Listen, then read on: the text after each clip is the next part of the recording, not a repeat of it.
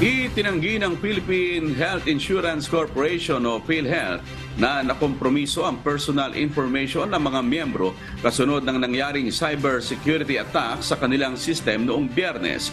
Bunsod ng insidente, pansamantalang nagsagawa kahapon September 25 ng takedown sa mga online portal ng PhilHealth para imbestigahan ang nangyaring insidente. Pakinggan po natin ang pahayag ni PhilHealth spokesperson Dr. Israel Francis Pargas. Wala pong katotohanan. First, wala pong personal information or medical information na na-leak or na-compromise. And second, ay wala pong hinihingi or wala pong arrangement or wala pong ransom na hinihingi ang grupo na yon sa atin. Nasa 72 workstation ang naapektuhan kahapon, karamihan nasa head office at National Capital Region. Wala naman daw na kompromiso sa mga regional offices.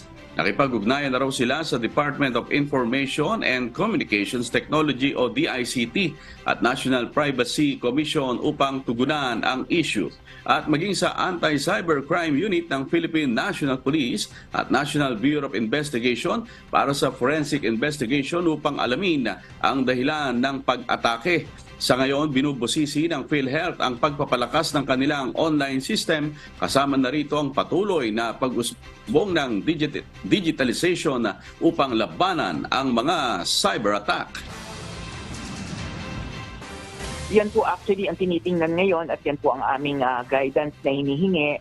Katulad po sa DICT, kung ano po ang mga controls na pwede pong maidagdag, kung ano po yung tools na kinakailangan po namin para mas maging safe po ang ating systems because ngayon mas vulnerable nga siya because atake po ng ganyan.